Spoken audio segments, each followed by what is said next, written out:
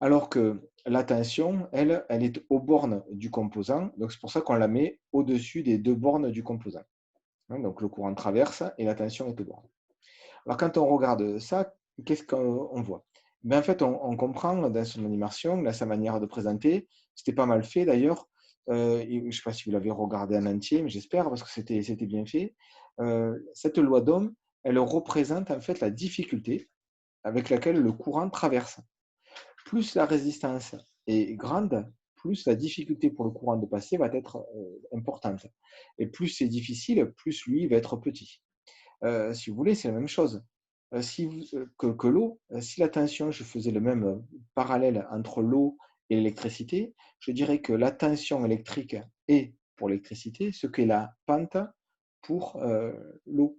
Donc s'il y a une pente qui va d'un point à un autre, par exemple d'une altitude à une autre, à ce moment-là, de l'eau coule. Mais si je veux avoir plus de courant, il faudrait qu'il y ait plus d'eau qui rentre, qui arrive. Mais ce n'est pas possible puisqu'il n'y a pas plus de pente. Donc, il faudrait qu'il y ait un apport d'eau en plus. Ben, pour le courant, c'est pareil. Si j'ai une tension donnée, avec une difficulté donnée, c'est-à-dire une résistance, j'ai une valeur de I qui va m'être proposée. Elle va être obtenue par cette loi qui relie la tension au courant, comme s'il pouvait, dans la nature, exister une loi qui relie le dénivelé entre deux points de la pente d'une montagne, par exemple, et qui le reliait au débit d'eau qui peut passer, à la quantité d'eau, si vous voulez, qui passe sur cette rivière. Alors, ici, on me propose donc de comprendre, donc, avec l'intermédiaire de différents éléments, faire le lien entre U, R et I. Donc là, ici, je vois qu'il me manque U. Comment je peux faire pour obtenir U si j'ai I et R?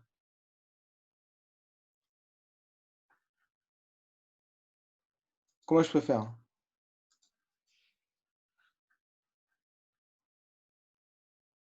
Allez, le premier, c'est moi qui le fais. Ben, c'est tout simple, puisque j'ai I, le courant, la résistance R, donc j'ai qu'à multiplier l'un par l'autre pour pouvoir connaître la valeur de U. Donc 6 fois 2, ça me donnera bien 12, c'est le résultat attendu de la tension aux bornes de la résistance. Dans le deuxième choix, cette fois-ci, il manque la résistance. Cette fois-ci, on me dit qu'on a U et qu'on a I. Est-ce que quelqu'un veut bien essayer de me proposer comment faire pour trouver R? 12 divisé par 2. Impeccable, bravo. C'est exactement ça. J'ai la tension qui vaut 12, le courant qui vaut I, qui vaut 2. Donc, ce que j'ai qu'à faire, c'est inverser ma relation de tout à l'heure. Tout à l'heure, j'avais U égale RI. Maintenant, j'ai qu'à faire R égale U sur I. Et ça fonctionne très bien, puisque derrière, je peux obtenir R égale 12 sur 2. Et 12 sur 2, ça me donne 6. Bravo. La troisième, ben forcément, vous en doutez, il me manque à trouver le courant.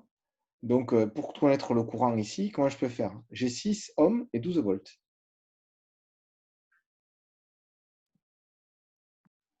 12 divisé par 6. Tu as fait ça toute ta vie, c'est pas possible, hein. C'est très bien. 12 divisé par 6. Donc, 12 divisé par 6, on retrouve bien le 2 de tout à l'heure. Donc, avec des chiffres simples, vous voyez, on arrive à obtenir ce qu'il faut. Alors, la suite était pas mal parce que c'est la culture générale, c'est ça. C'est ce qu'on appelle l'effet Joule. L'effet Joule, c'est le fait que lorsqu'un courant traverse un composant, quel qu'il soit, il devient chaud. Et d'ailleurs, vous le voyez, quand tous les appareils électriques que vous utilisez, votre ordi, votre téléphone, votre lampe, dès que vous l'avez utilisé longtemps, vous ne l'avez pas utilisé pour chauffer la pièce, mais vous l'avez utilisé pour autre chose. Et pourtant, l'objet est hyper chaud comme le ferait un radiateur. Donc c'est ça l'effet Joule. Donc il y a des fois c'est un effet voulu, hein, comme le radiateur, et puis il y a des fois c'est un effet qui n'est pas voulu, comme pour l'ampoule, l'ordinateur, le téléphone. Je l'utilise longtemps et il est bouillant, hein, ce n'est pas du tout normal. C'est un défaut des appareils de devoir perdre cette énergie sous forme de chaleur. Sachez que les ampoules comme ça, les anciennes ampoules, vous savez, avec une sorte de ballon en haut, là, comme ça, hein, sont des ampoules qui avaient un rendement qui était de l'ordre de 5%. 5%, ça veut dire que, pour faire simple, si je mets 100 euros pour payer ma lumière, en fait, il n'y en a que 5 sur les 100 qui m'ont servi pour pouvoir éclairer ma pièce. Et les 95 autres euros que j'ai utilisés ont été perdus en chaleur pour chauffer la pièce autour de vous. Autrement dit, c'est carrément perdu, parce que vous vous doutez bien que ce n'est pas avec une ampoule qu'on peut chauffer une pièce.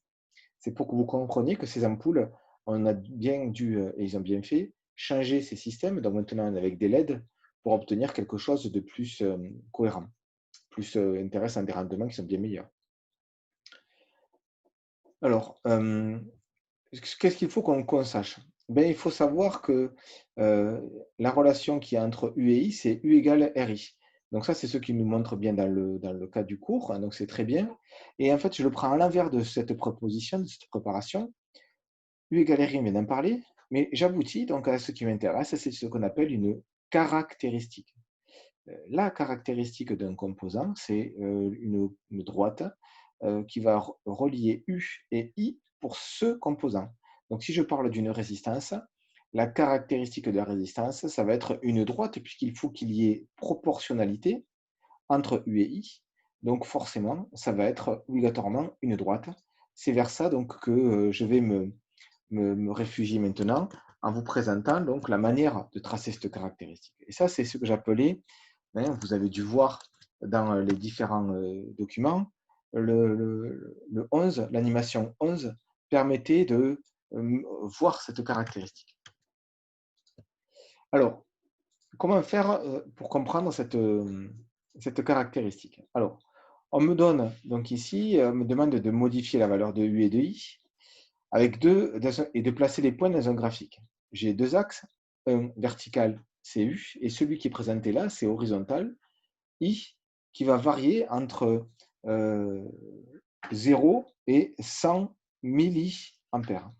Donc ça, c'est une première approche, mais ça, c'est pas obligé de savoir. Par contre, on a, donc moi, ce qui m'intéresse, c'est ça, c'est tracer d'un graphique U égale FI. Si U égale F de I, ça veut dire que c'est U, Y, hein, l'ordonnée, est égale à une fonction F de l'axe horizontal, l'abscisse, hein, I.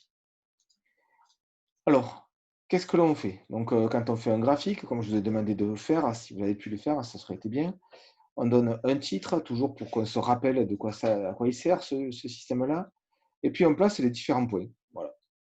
Une fois que tous les points sont placés, on se dit, mais tiens, j'ai l'impression que ces points passent par le départ, par zéro, ce qu'on appelle l'origine. Donc, ce serait pas mal de les relier par une droite. Donc, ce qu'on fait, c'est qu'on va tracer une droite qui passe par le maximum des points. C'est pour ça que vous avez vu le tracé qui se fait un peu plus hésitant. Donc, c'est pas mal fait. On va le regarder sur Excel. Donc, cette droite relie U et I. On voit bien qu'il y a proportionnalité entre U et I, puisque c'est une droite qui passe par l'origine. Ce que je viens de dire là, ça semble complètement anodin, mais pourtant, il faut vraiment le savoir, le comprendre. Et je le répète, hein, dire que des grandeurs sont proportionnelles, c'est de dire tout simplement qu'elles sont reliées par une droite qui passe par l'origine. Donc ça, c'est important. S'il y a une seule droite, c'est pas bon. Pour calculer le coefficient directeur, comment je fais? Alors, deux manières. La leur, là, celle de l'animation, puis on verra Excel ensuite, qui est plus simple. Dans l'animation, ben, il vous dit en fait de prendre 2 points, mais pas prendre n'importe quel point. Je dois prendre des points sur la droite que je viens de tracer juste avant. Sinon, je risque de faire une petite erreur, légère, mais une petite erreur. Donc, pour tracer ce système-là, je vais prendre donc un premier point, je vais regarder ses coordonnées, et une fois que j'ai trouvé ses coordonnées, c'est-à-dire son abscisse et son ordonnée, je vais prendre donc une valeur ici, et je vais diviser l'une par l'autre. Autrement dit, je vais diviser des volts par des courants. Donc, diviser des volts par des courants, j'obtiens bien des ohms. Donc, c'est normal d'obtenir une résistance. Je vais donc d'obtenir la résistance du composant. Et ici, ils nous reprennent tout ce qu'on a dit dans cette petite animation, là, ici, ce que j'appelle des jeux, mais enfin, voilà. Et vous avez tout est rassemblé. Donc, le schéma, la fameuse loi d'Ohm qui relie U à I dans les deux cas, avec celui-ci qui est à privilégier, celui est un cas bizarre, mais c'est un cas où en fait on a inversé la flèche, on n'a pas mis la flèche dans le même sens. Et ensuite, l'effet Joule dont on parlait, qui transforme la partie électrique en chaleur. Donc ça, c'est ce qu'on appelle une caractéristique d'une résistance. Alors, ce que je demandais de faire, c'était une fois que vous aviez vu ça, je vous ai proposé des exercices et de retrouver les différents éléments de cet exercice. Alors, on va le regarder ensemble. C'était dans, je ne sais pas si c'est dans l'activité là. Ah, c'est là. Donc ça, c'est dans la partie TP, hein, d'accord, hein, que vous reconnaissez le document, voyez. Voilà. Et je vais m'attacher à faire donc cette partie-là du TP, la partie B. Et dans cette partie B, donc on vient de faire l'animation, comme on nous demande, et on me demande de relever la résistance, comme ils l'ont fait eux, mais cette fois-ci, on me donne des nouvelles valeurs. Donc ce que j'ai fait, on va le faire, si vous voulez, ensemble, pas à pas, pour que vous voyez comment ça marche. Est-ce qu'il y en a parmi vous qui ont regardé les petits sortes de tutos là, que j'avais fait pour tracer sur Excel? Est-ce qu'il y en a qui l'ont fait?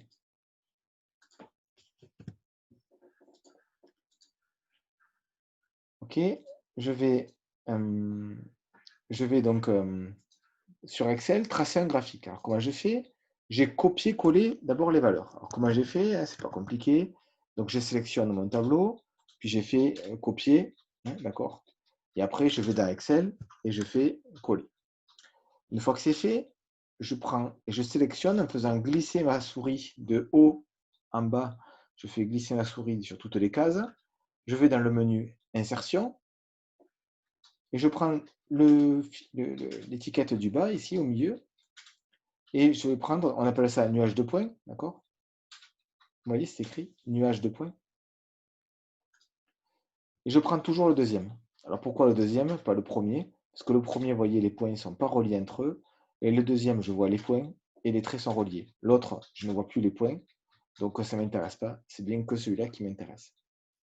Donc si je regarde, j'ai un graphique qui relie U et I. Donc ça, il n'y a pas de problème. Je vois bien que là, on a U, puisqu'on a des valeurs qui sont comprises entre 0 et 8, comme c'est écrit pour la deuxième ligne pour U. Alors que pour I, on va de 0 à 0,300. Et là, j'ai bien ça, 0,0300. J'ai bien ici la caractéristique U égale F de I. Donc là, c'est bien la bonne chose. U égale F de I qui est horizontale. On me demande, je reprends l'exercice, quelle est la valeur de la résistance utilisée? Donc cette valeur de résistance, elle est obtenue comme ça. Je clique sur les points avec mon clic gauche. Quand c'est fait, je fais clic droit et je vais choisir ajouter une courbe de tendance. J'ai un document qui apparaît et je vais cocher les cases du bas, définir l'intersection à 0 parce que la droite théorique que va tracer Excel va passer par un maximum des points de mon graphique. Ensuite, je vais lui dire, ah ben tiens, affiche-moi l'équation, c'est bien pratique. Et aussi, affiche un coefficient appelé coefficient de détermination, qui n'est pas le coefficient directeur, qui est un coefficient qui montre si, comme il est marqué là, c'est un coefficient qui dit si la droite d'Excel passe par vos points. Et quand on regarde de plus près, on voit bien que la droite d'Excel est bien passée nickel par tous les points. Je la vois même plus tellement. Donc, c'est pour ça qu'il m'indique un R carré qui est égal à 1. Lorsque c'est 1, c'est que c'est parfait. Quand ça vaut 0,95, on accepte. Mais en dessous, on considère que ce n'est plus une droite. Et je vais le faire exprès. Si je change là et que je mets 4,8, vous voyez tout de suite, ça déforme la courbe. Là, admettons que je change et je mets 1,5, ça déforme. Et vous avez vu pourtant, il considère que c'est presque une droite, puisqu'en fait, il y a autant de points qui sont d'un côté que de l'autre. Donc, il me dit, ben, tu peux considérer, c'est bien, tu peux considérer que c'est une droite. Voilà, c'est un peu ce qu'il me dit. Une fois que c'est fait, j'obtiens ici en fait un lien entre Y et X. Et je vois bien ici que Y, c'était U, et qui correspond donc à 22, virgule quelque chose, je vais le rajouter, mais il ne me sert à rien, c'est virgule. Virgule, et puis j'ai X, c'est-à-dire j'ai un point fois I. Autrement dit, 22,06, c'est ma résistance. C'est R qui vaut 22,006. D'accord? Alors, 22,006 ohms.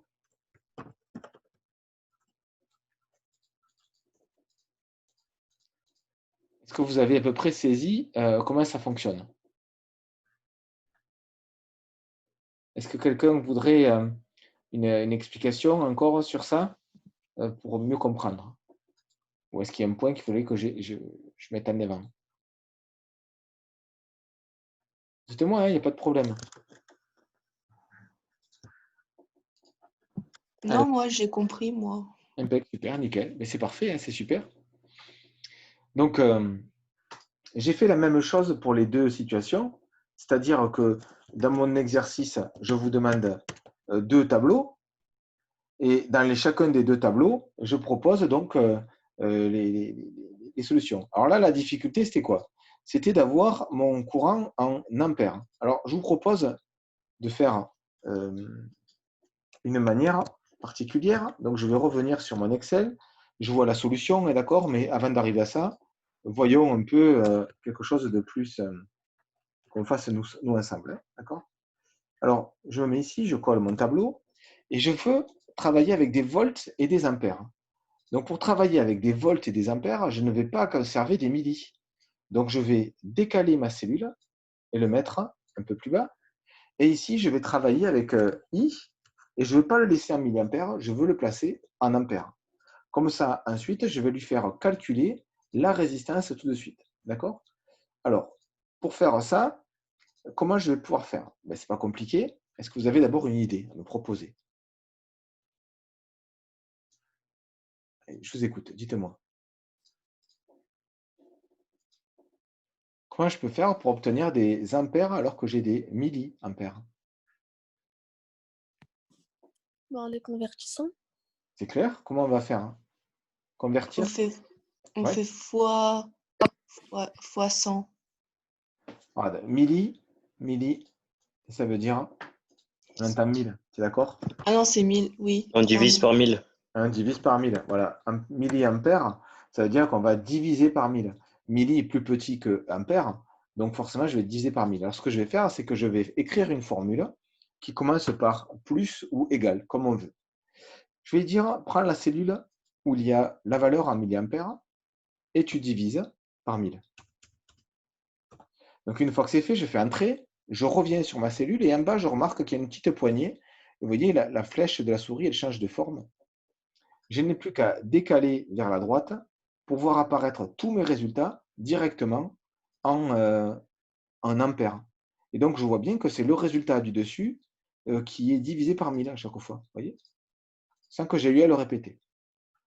Je profite donc maintenant de ça pour calculer ma résistance. Et cette fois-ci, je vais la mettre en ohms. Comment? Connaissant U et I, et je vous rappelle la relation qu'on a vue, la loi dite d'Ohm. La loi d'Ohm, c'est U égale RI. Est-ce que vous pourriez me dire quel calcul je dois faire pour trouver la résistance ici? On fait U sur I. Oui. U sur I, tu as entièrement raison. Donc je fais égal U sur I. Vous voyez? Je le fais avec ma souris. Vous voyez, je déplace d'abord, c'est bleu, vous avez vu, c'est là. Et après, si je fais ça devient rouge, vous avez vu, ça change de couleur également en dessous. Je fais entrée. Alors il me dit, il y a un problème. Ben oui, j'ai divisé par 0, c'est pas normal. Mais je prends encore ma petite poignée, comme on m'a montré, je la décale et je vois qu'il fait le résultat pour tout. Donc c'est super pratique. Après, les chiffres sont là et j'arrive pas trop à y comprendre, il y en a beaucoup trop. Je vais donc m'arranger pour avoir un format plus adapté. J'ai ici au-dessus la possibilité de réduire le nombre de ce qu'on appelle décimales. Et donc, je vais changer, vous voyez, je vais rajouter éventuellement une décimale ou en enlever pour avoir des chiffres qui soient cohérents. Me semble-t-il que si j'avais un graphique à faire, je ne pourrais pas le faire autrement qu'en le faisant comme ça, c'est-à-dire avec des chiffres entiers. Les virgules, pour moi, je n'arriverais pas à les traiter. Hein, d'accord? C'est ça que ça veut dire. Donc, comme mon graphique est fait, je vais maintenant tracer U et I et je dois trouver une résistance qui doit valoir combien, à votre avis? On vient de faire un tableau et je vous propose d'y faire un calcul. Et on parle que d'une seule résistance. Hein. Là, il y a une seule résistance qui a été utilisée. Mais quelle est la valeur, à votre avis, de cette résistance?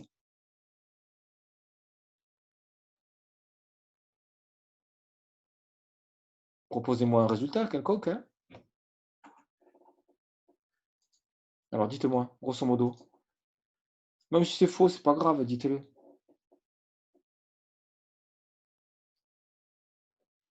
Mais je vous dirais environ, la résistance, elle doit faire environ, mais je vois que ça tourne autour de 600, 610, vous voyez, ça tourne autour de ça.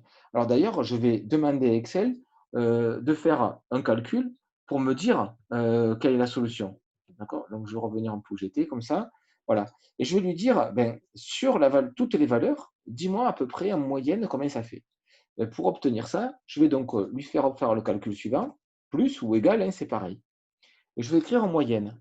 Moyenne, vous voyez, et quand j'écris MOY, ne serait-ce, il me propose en dessous moyenne. Je double-clique sur la partie bleue et il me dit de choisir une série de chiffres qui va de 1 à 2, hein, ce que je veux. Donc, je vais aller de là et je fais glisser ma souris sur toutes les valeurs qui me semblent intéressantes, celle-ci n'étant pas bonne puisqu'il n'y a rien de proposé là, hein, et je fais entrer. Et vous voyez, on ne s'est pas trompé, on a trouvé à peu près 611. Donc, tout à l'heure, on disait 610, un peu plus de 600. Donc, voilà la valeur moyenne de notre résultat. Alors, maintenant que ceci est fait, est-ce que vous avez des questions?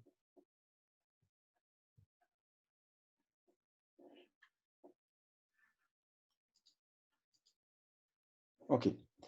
Alors, maintenant que ceci est fait, je vous propose de faire le graphique pour trouver ce R. Donc, je vais prendre les deux lignes U et I, uniquement que les lignes U et I. Vous voyez, elles apparaissent en couleur, hein, en surbrillance, on va dire. Et une fois qu'elles sont obtenues, je vais insérer un graphique, toujours le même, nuage de points. Je clique et je vais prendre le deuxième choix. Tout comme tout à l'heure, j'obtiens, vous avez vu, une droite qui passe par l'origine. Je me sens donc rassuré. Alors ma question, pour voir si vous avez bien suivi ce que j'ai dit tout à l'heure, comment je peux retrouver la valeur de la résistance, c'est-à-dire environ 611, grâce à ce graphique, qui est, je vous rappelle, U égale F de I.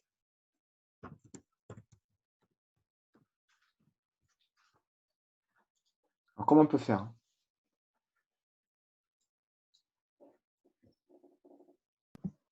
Je suis pas sûre, mais il faut placer un point. Alors, je peux très bien prendre un point, tu as raison, je pourrais prendre un point quelconque, et si je prends ce point quelconque, je vais pouvoir retrouver les valeurs. Tu es d'accord? Oui.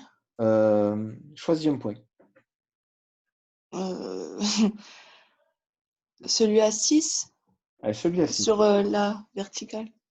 Allez, alors 6 vertical, c'est celui-là alors, tu veux dire. Non, c'est plutôt le 6 ici, tu veux dire, non? Oui. Voilà. Donc, pour 6 volts, tu as raison, je me retrouve avec un résultat en dessous. Aïe, je ne tombe pas sur une graduation nickel. Donc, je vais faire un résultat très approximatif. Mais on va le faire ensemble. Combien je mettrais, c'est plus dur là à faire, hein, mais combien je mettrais à peu près là? 0,009. Voilà, un peu plus même, parce que tu vois, ici, 9,9. le Enfin, 9 au milieu, 999. voilà, c'est ça. Tu as vu comme c'est dur? Oui. Donc, en fait, j'ai la possibilité aussi, je me mets sur le point, et tu as vu, ça écrit juste à côté. Oui. C'est plus rapide. Tu vois, quand Oui. tu fais l'approximatif, c'est écrit quand on positionne. J'ai rien fait, hein, j'ai juste mis la souris au-dessus du point. Et il me donne les deux valeurs que tu viens de me proposer. Donc 6 et 0,098. Donc je vais le faire et je vais dire à Excel de le calculer. Donc je vais lui faire le calcul 6 divisé par 0,098. On est d'accord? C'est ce calcul qu'on va lui demander de faire. Donc pour qu'il Oui. fasse le calcul vraiment, j'ai qu'à mettre un égal juste avant, je fais entrer et il va me donner le résultat. Donc j'ai dû oublier un 0 là, je pense, non? Ouais, j'ai oublié un 0. Et il me propose 612. Alors je me dis, tiens, il y a des virgules, je vais les enlever. D'accord? Et je vois qu'en les enlevant, j'obtiens toujours 612 alors que je voulais 611. Je suis quand même pas loin du résultat. Mais cette méthode ne me plaît pas, elle est approximative puisqu'elle fonctionne, hein. Attention, ne me fais pas dire quelque chose que je ne pense pas. Donc là, celle-ci, elle fonctionne, mais ce qu'il y a, c'est que j'ai pris un des points. Moi, je voudrais une méthode, encore une autre méthode, en fait. Alors, je vais le marquer avec un point. Donnez-moi une autre méthode que je vous ai présentée tout à l'heure.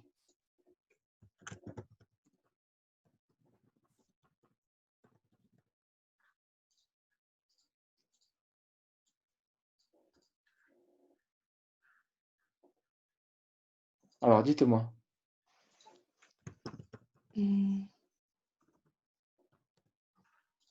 Comment j'ai fait au-dessus tout à l'heure?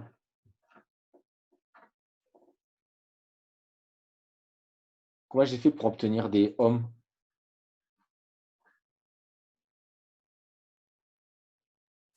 Allez, que quelqu'un se lance. La pauvre Sarah est toute seule là. Aidez-la. On va aller voir du côté de Logan. Logan, comment on fait?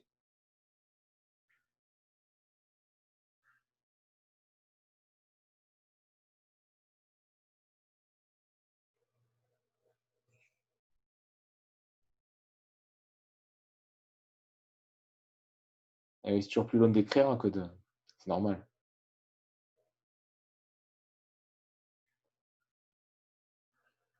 Alors, activer intersection. Tu en as oublié un bout, hein, mais c'est pas mal. Alors, on va y venir. Alors, qu'est-ce qu'il faut faire? Tu as entièrement raison. Clique sur le graphique. Clic droit. Et je vais faire... mais je suis pas au bon endroit. Clic droit sur le graphique. Et je vais faire ajouter une courbe de tendance. Je vais prendre donc ma courbe de tendance. Et dans la courbe de tendance, comme le dit Logan, je vais faire définir l'intersection excusez-moi, à 0. Donc, je vous reprends la méthode. Excel trace une droite qui est théorique, qui doit passer par un maximum de mes points. Et donc, je vais essayer de le guider au mieux pour faire son choix. Donc ici, définir l'intersection à 0, c'est-à-dire qu'il passe bien par le point 0, 0. Donne-moi l'équation pour que je puisse obtenir le résultat qui va bien. Et ensuite, affiche un coefficient qui me permettra de savoir si ma mesure elle est correcte. Alors, moi, je commence toujours par la fin, hein, c'est classique. Hein. R carré égale 0,99, il est très proche de 1. Donc, ça veut bien dire que mes points, en bleu, sont bien alignés sur la courbe de tendance. Donc, ça, c'est déjà un premier point positif. Deuxième situation, il me donne l'équation. Donc, donc, je vais marquer là,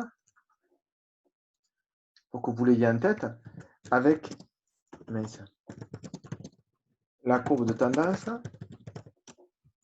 Et je vais dire que Y, c'est-à-dire, comme il est marqué là, égale 609,7 X. Donc, ça veut dire quoi? C'est l'équivalent d'écrire U égale, puisque Y, c'est U, hein, d'accord? C'est la même chose.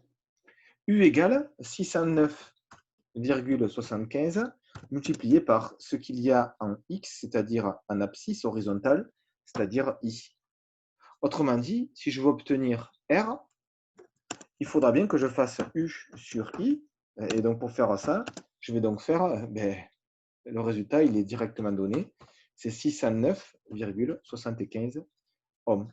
Donc, mon résultat, si j'arrondis, il fera environ 610. C'est d'accord? Donc, dans les différents cas, là, j'ai une première situation. On me montre 612. Ici, on m'a dit que ça faisait 609, donc c'est pas mal. Hein. Maintenant, je vais changer de seconde, voilà. Et ici, j'obtiens avec la caractéristique, j'obtiens donc un résultat qui est pas mal, 610. Donc, dans les trois cas, trois situations pour évoquer la même chose. Et j'ai trois manières de pouvoir retrouver cette résistance. Donc, il faut connaître les trois méthodes puisqu'elles peuvent servir dans différentes situations. Est-ce que vous voulez que je revienne sur un des points proposés là?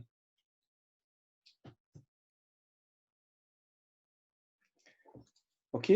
Je vous propose maintenant donc, de faire l'autre exercice que je demandais. Vous avez vu, aujourd'hui, je m'attache surtout à travailler avec Excel parce que avec Excel, l'avantage, c'est que vous allez l'utiliser souvent en physique, donc il vaut mieux comprendre ce que c'est. Alors, voyons un autre composant qu'on appellera donc un générateur.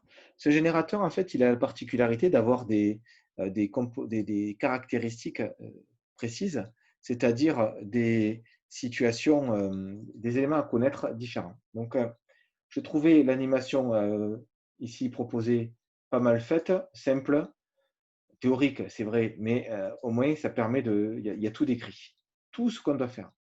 Alors, pour obtenir donc la caractéristique d'un générateur, ce qu'on doit faire, c'est obliger ce générateur à fournir de l'énergie. Donc, pour ça, ce qu'on va faire, c'est qu'on va mettre différents composants, différents dipôles, dans le circuit, et en faisant varier les dipôles, on va pouvoir faire varier le courant qui circule dans le générateur, et en faisant varier le courant dans le générateur, regarder la tension qu'il propose pour ensuite avoir donc hop, je vais finir.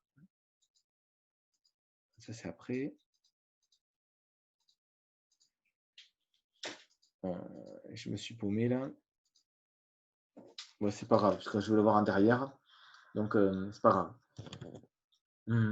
C'est ce que je voulais voir là, c'est que quand je lui fais varier le courant, comme je viens de vous dire, j'obtiens ce tableau-là.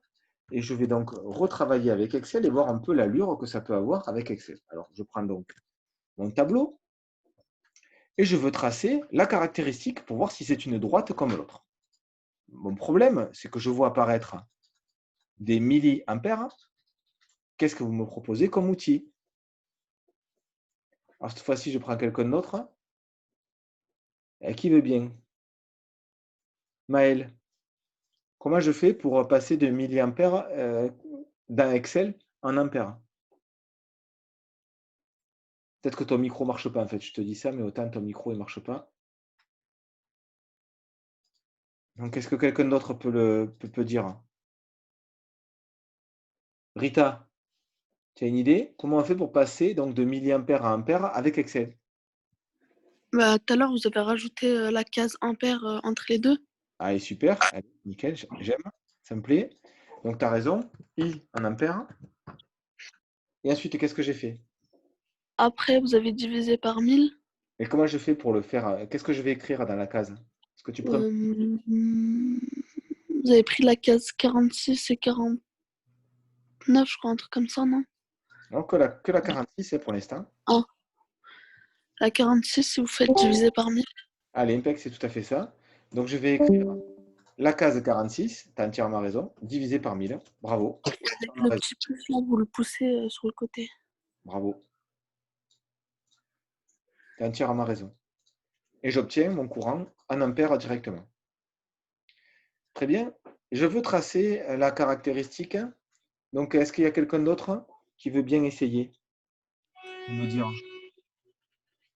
Alors, qui c'est qu'il y a? Il y a Rita, il y a Sarah. C'est fait, je les ai entendus. Est-ce qu'Antoine, il peut parler? Antoine ou Maël peut parler? Je ne sais pas.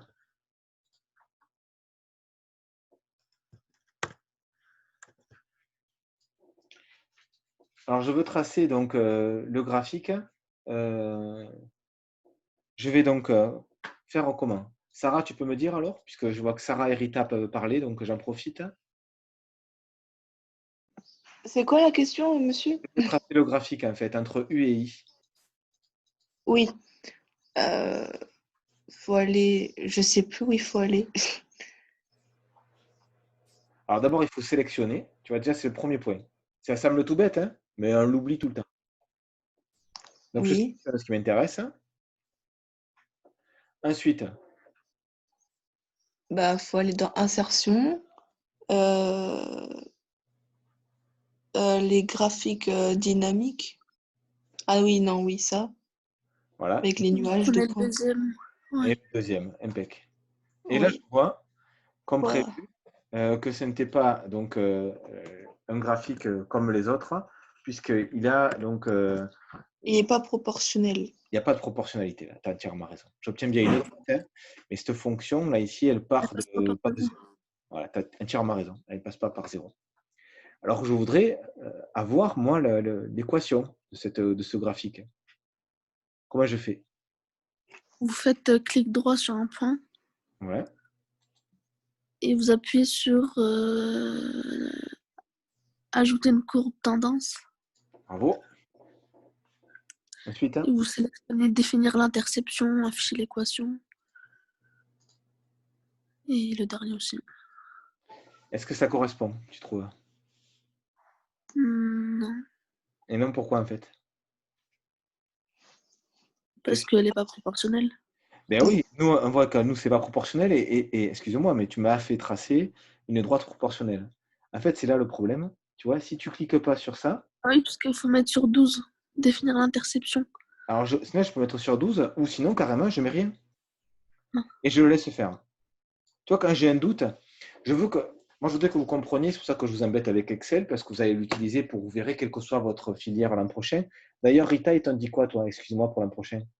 Ils m'ont refusé par la générale, du coup je vais faire appel. Ah, pour la générale, ok. Sinon, tu n'avais pas demandé une classe techno? Non, j'avais demandé que la générale. Ok. Donc, quelles que soient les filières dans lesquelles vous allez aller, tous, là, que ce soit techno au lycée ou général, on utilise Excel pour un truc ou un autre. Et il faut que ça soit simple. Et là, en l'occurrence, c'est ça, c'est le cas. C'est que je me vois, si je clique dessus, il fait tout seul pour tout à l'heure, c'était nickel. Mais là, cette fois-là, je l'enlève, je ne le prends pas en compte parce que sinon, ça ressemble à rien.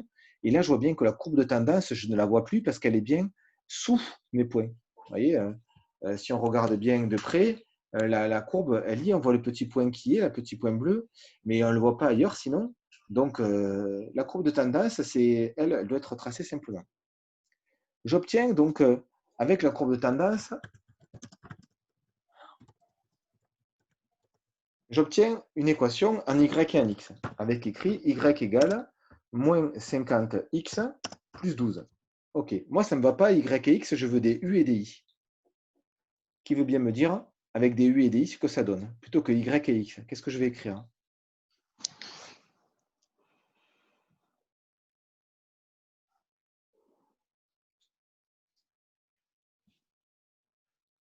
Ben, y, c'est l'axe vertical. Donc, et l'axe vertical, c'est u. Donc, plutôt que y, je vais écrire u égale moins 50. À la place de x, je mets quoi?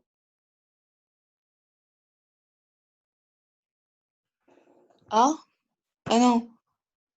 Si j'étais sur une droite quelconque, tu aurais I. égal à x. Et oui, là, c'est i. Donc, c'est moins 50 fois i. Je mets un fois parce que c'est une lettre. Et après, plus 12. Ah. Donc, j'ai obtenu une équation avec deux chiffres, 12 et moins 50.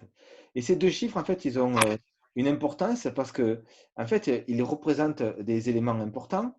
12, c'est quoi? Et quand i égale à 0, u, il vaut combien? Si i ici vaut 0, u, il vaut combien?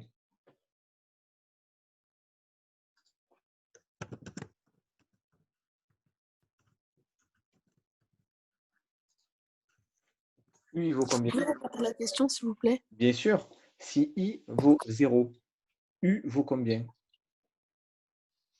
Ben, moins 50x plus 12. Ah non, Il vaut 12. Au Ah, 12. et il vaut 12. ok. Et il vaut 12 parce que si i vaut 0, moins 50 fois 0, ça fait 0. Ah bah Mais oui. c'est écrit aussi dans le tableau, monsieur. Et voilà, c'est écrit dans le tableau. C'est ce que je voulais vous faire faire tout à l'heure. Mais je me suis dit, on ne sait jamais, on est sur l'équation. Vous voyez, des fois, on se laisse paumer on se laisse trop guider.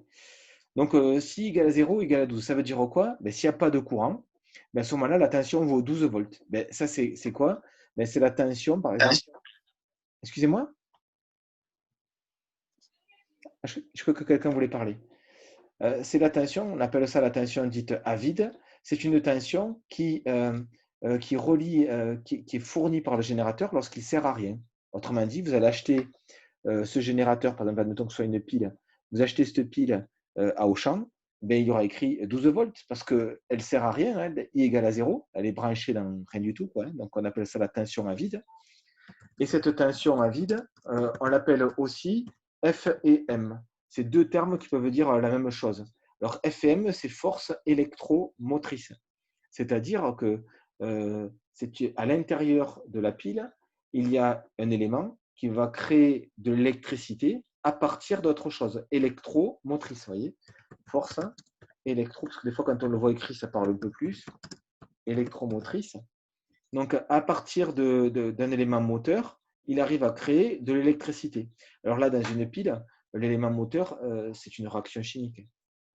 Donc une réaction chimique a lieu et ça crée de l'électricité. C'est pour ça qu'on appelle ça, tous ces trois mots veulent dire la même chose, c'est la tension à vide. Et le 50 alors, qu'est-ce que ça peut vouloir dire? Est-ce que quelqu'un a une idée?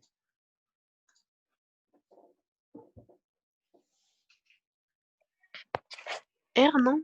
R, tu as entièrement raison. Alors, comment on peut le calculer, ce 50? Comment on peut le retrouver? Mais si je fais U sur I, et que j'enlève donc le 12, je vais trouver 50. Ah, ok, d'accord. Donc, je vais écrire R égale 50. D'accord. Mais ça ne me suffit pas, ça ne me va pas.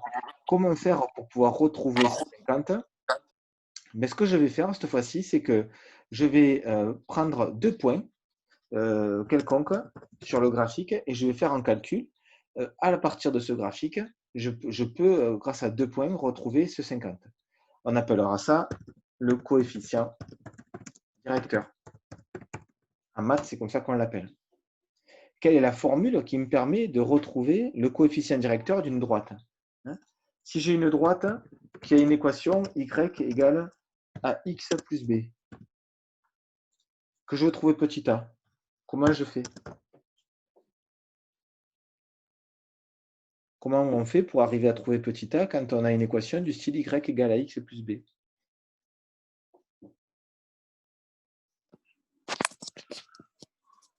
Alors là, B moins X, non? Non. Non. Je sais pas du tout. C'est un truc qu'on vous apprend, que tu as dû apprendre cette année sur les relations, comme ça, c'est les fonctions linéaires, ça s'appelle. Ah oui. Ça me dit quelque chose de truc, mais... Je vais prendre l'ordonnée d'un point moins l'ordonnée d'un autre point que je vais prendre au hasard et je vais le diviser par le x de ce point moins le x de l'autre. YA moins YB sur XA moins XB.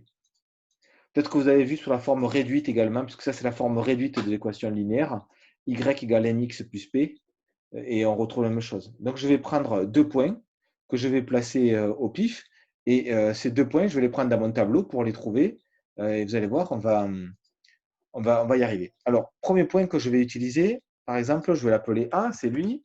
Ce point A, je vais ensuite en prendre un autre. Bravo. Il va y arriver, vous ne tracassez pas. Ça y est. Je prends 2 points sur la droite, quelconque, A et B, et je vais regarder quelles sont les différentes coordonnées. Alors, j'ai 2 manières de faire, comme on a essayé de faire d'habitude, c'est-à-dire je prends une première lecture comme ça, et puis ensuite j'en fais une deuxième dans ce sens-là. Mais là, je me perds, comme on le faisait tout à l'heure avec Sarah, puisque le gros souci, c'est qu'en faisant ça, je risque d'avoir un résultat qui est approximatif avec Excel. Alors que, si je me positionne légèrement sur le point, il me donnera directement la valeur. Donc, je me mets sur le point et je vais voir qu'il me donne les 2 valeurs. Vous voyez, en dessous, écrit les coordonnées. J'ai 0,03 et 10,5. Donc, il me donne directement les résultats. Puis d'ailleurs, vous voyez bien, c'est les résultats qui sont mis dans le tableau au-dessus. Là. Donc, je vais le calculer et je vais faire ce que je viens de vous dire, c'est-à-dire petit a égale. Donc, petit a égale, parenthèse, le y du A, on a dit 10,5, moins y du B, je me rapproche avec ma souris, et je regarde et il me propose quelle valeur? Quelle valeur vous voyez lire? Vous voyez pour B? Quel Y je lui mets pour B? 9. Impec. Bravo. Divisé par donc le X de A, je me remets sur ma souris, j'attends, je ne bouge pas, je ne clique même pas, vous voyez? Et il m'indique 0,03. Bravo, super. 0,03 moins pour B, 0,06. 0,06. Parfait. Donc là, maintenant que mon calcul est fait, donc la formule, elle est proposée. Je vais le faire faire par Excel. Comment? Eh bien, je vais juste lui écrire égal devant le calcul, pas de lettres. Et lui, il me propose le résultat tout seul. Vous avez vu, il fait le calcul tout seul. Donc, soit il fait le calcul que je lui demande, soit je fais un trait, il me donne le résultat. Là, il ne l'a pas fait parce que j'avais mis une lettre d'abord. J'avais mis un A. Donc, et je retrouve bien le moins 50 comme proposé au début. Et là, on est bien d'accord, ce sont bien des hommes, puisque j'ai des Y, c'est des U, des X, c'est des I, et U sur I, ça fait bien des hommes. Donc, on a la même résultat que ce qu'on avait prévu tout à l'heure, c'est-à-dire que là, on avait un résultat qui est exactement le même que celui-ci, obtenu par deux manières différentes. Donc, c'est important qu'on sache le faire, cette analyse. Alors, le générateur, on s'en moque en lui-même. Ce n'est pas ça qui m'intéresse. C'est vraiment, vous avez vu, tout ce qu'on a fait dans cette page d'Excel, c'est tout ce qu'on peut faire avec Excel, c'est de pouvoir tracer la courbe de tendance, faire une lecture sans faire de calcul. Vous avez vu, il faut qu'il lui fasse tout. Si je veux prendre un point sur le graphique, j'ai qu'à me positionner au-dessus. Si je veux lui faire un calcul, ben moi je l'écris et lui il se débrouille et il le réalise. Il faut qu'Excel, ça soit quelque chose qui soit simple. Alors, je dis Excel parce que je suis habitué à l'utiliser, mais dans vos ordi région, vous avez OpenCalc ou LibreCalc, je ne sais pas lequel des deux. Donc, c'est exactement pareil. Le principe est à peu près le même dans les deux cas. Donc, voilà ici ce que je voulais vous montrer pour aujourd'hui. C'était de vous montrer la loi d'Ohm pour la résistance et montrer aussi la loi d'Ohm pour tout ce qui est générateur. Alors, l'autre exercice est là, voilà. Donc, c'était exactement ce que je voulais qu'on voit. Est-ce que vous avez des questions de compréhension sur ce qu'on a vu là maintenant?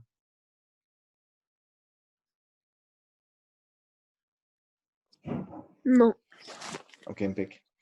Après, il y avait un jeu, là, l'animation 12, mais l'animation 12, la solution a été marquée, a été faite directement. On pouvait chercher avec, comprendre la règle du jeu. Et alors, ce qui m'intéressait, c'est que dans cette règle du jeu, il nous propose d'écrire des valeurs. Donc, quand on met en marche l'ensemble, on peut se positionner. Et si on ne fait pas attention, on met des résultats partout et il nous propose le résultat. Et vous voyez, la résistance, il la donne. Alors, je m'arrête moi sur juste autre chose, c'est ce 47. Ça, c'est la méthode qu'on a faite, vous voyez, donc c'est pour ça que je n'ai pas refait le jeu. C'est ce qu'on a fait sur Excel, je préférais ce qu'on a fait tout à l'heure. Ce 47, je peux le lire autrement que ce qu'on a vu aujourd'hui. Cette fois-ci, c'est ça, c'est la lecture ici sur les anneaux. Si on me donne un code des couleurs des résistances, je peux retrouver facilement les valeurs de résistance. Alors, ça, c'est quelque chose de particulier.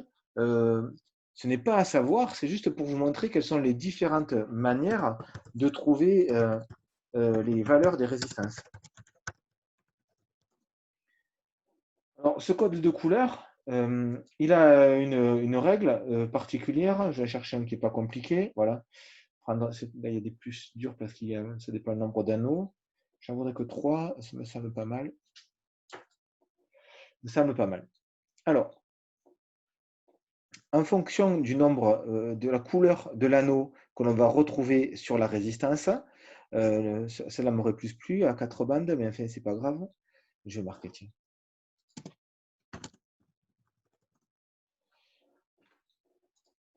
Et une fois que je les ai trouvés, que j'ai compris quelle était la couleur obtenue, ben, je me retrouve à avoir le fameux 47. Alors, allons-y. Et on va le retrouver, ce 47. Donc, je vais vous proposer l'image comme j'ai fait là. On a cette situation-là, d'accord, là, on le voit apparaître, vous avez les chiffres. Et vous allez me dire, donc, quelle est la couleur de cette résistance obtenue là? Et est-ce qu'on peut retrouver ces valeurs là, sur le graphique? Alors, quelles sont les couleurs que vous voyez?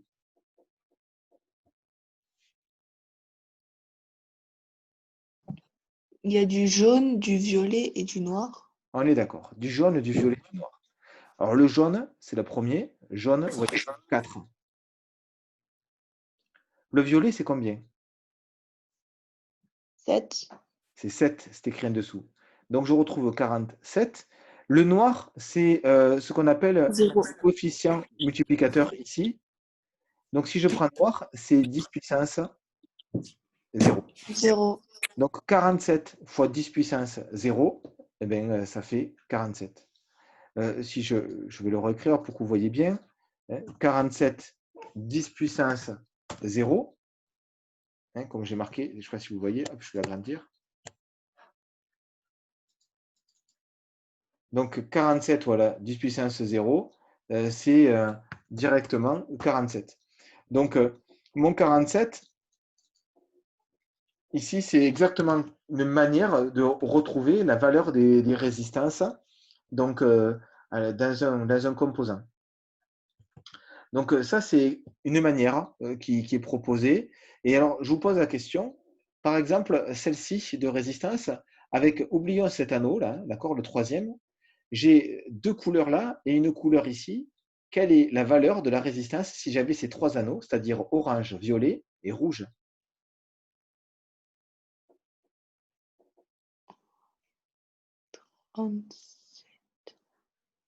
37 puissance 2. 37 fois 10 puissance 2, tu as entièrement raison. Et 37 fois 10 puissance 2, ça me donne 37 10 puissance 2. Vous avez vu comment j'écris? Ça me donne 3700. Alors là, il a mis l'approche, les chiffres significatifs, mais j'aurais pu l'avoir en format normal. Je vais lui demander de le mettre en format standard. Et il me donne bien 3700. Ça me propose un autre. Vous voyez cette résistance ici? Appliquez les coefs comme on vient de le faire et dites-moi. Ici, on a marron, noir, marron. 10 fois 10 puissance 1. Voilà. Ah non, fois 10 puissance 3. Alors, on va dire que c'est orange, ouais, si tu veux, 10 puissance 3. Et 10 fois 10 puissance 3, donc 10 puissance 3, et il me donne 10 000. D'accord? C'est la même chose que tout à l'heure, c'est-à-dire que 10 000, ça veut dire 10 kilo-ohms. Et en fonction de ces couleurs, chaque fois, je peux avoir à retrouver ces couleurs. En voilà, tiens, une qui est jolie aussi, qui est pas mal. Celle-là, je vais la mettre en plus grand. Il y a que moi qui le pense que c'est joli, hein. C'est pas grave, j'en profite, hein. Donc, vert, bleu, jaune. C'est quand même joli les couleurs, hein. Faut en profiter quand même. Allez, la dernière. Vert, bleu, jaune, vous me dites.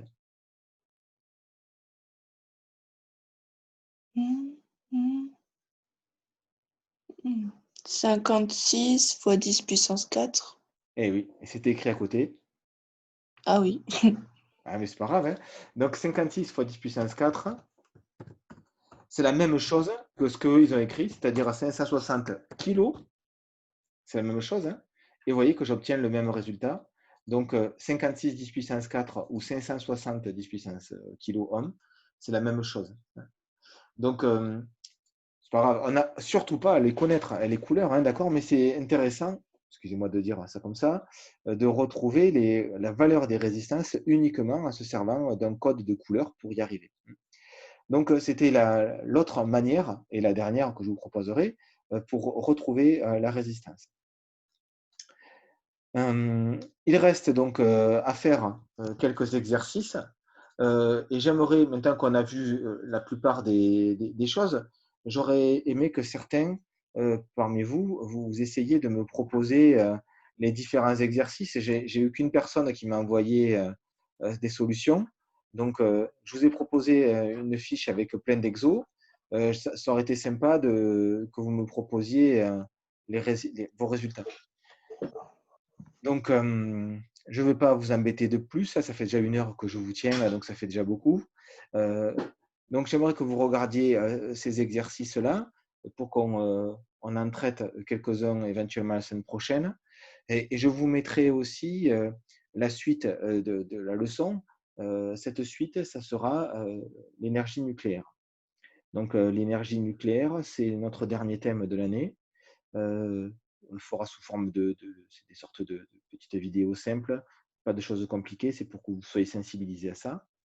Et je finirai après, la fois d'après, je vous proposerai, ceux qui veulent uniquement, ceux qui veulent faire la spécialité physique, des révisions.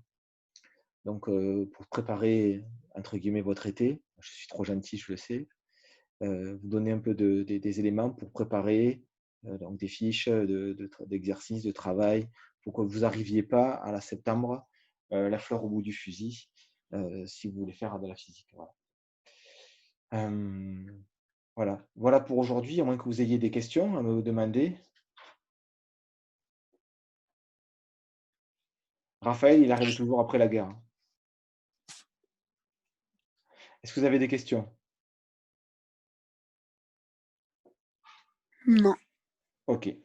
Si vous avez Non. des questions, écoutez, vous essayez de faire les exercices. Si vous n'y arrivez pas et que vous êtes en train d'essayer, que vous vous sentez en galère, tout de suite, vous mettez un mail. Je vous envoie une correction, on en discute et vous continuez si vous voulez ensuite derrière. Hein. Je ne mettrai pas la correction tout de suite. J'aimerais que vous essayiez de votre côté à faire donc, ce genre de choses. Je mettrai peut-être, pour ceux qui veulent faire l'aspect, je mettrai des exercices en plus en attendant et je vous préparerai aussi le cours sur les énergies nucléaires. Voilà pour aujourd'hui. Mais donc, s'il n'y a pas de questions, je vous souhaite donc à tous et à toutes une bonne journée. Merci pour votre écoute. C'était bien sympa de partager avec vous. Donc, à la semaine prochaine. Donc, on a dit mardi 11h. D'accord? Non. Ok. Non. Mardi 11h, non. Je ne peux pas. Lundi 14h si vous voulez. Est-ce que vous pouvez lundi à 14h? Moi, oui. Oui, je crois, oui. Oui, je crois aussi. Allez, super. Donc lundi à 14h, on regarde donc les exercices d'ELEC et je vais en mettre quelques-uns en plus là, d'exercices pour ceux qui veulent en faire un peu plus. Hein. Parce qu'il y en a certains qui peut-être recherchent un peu la difficulté, d'autres qui veulent s'approfondir, essayer de se confronter à des choses un peu dures. Donc, n'hésitez pas. Hein. Et surtout, je le répète, vous n'y arrivez pas quand vous y êtes. Au moment où vous y êtes, vous m'envoyez un mail et puis j'essaye de vous aider. Je vous souhaite une bonne journée à mardi. À lundi, Au 14h. revoir. Au revoir, bonne Au journée. revoir. Au revoir. Wayne, il est Au avec revoir. vous? Qui? Au revoir. Au revoir.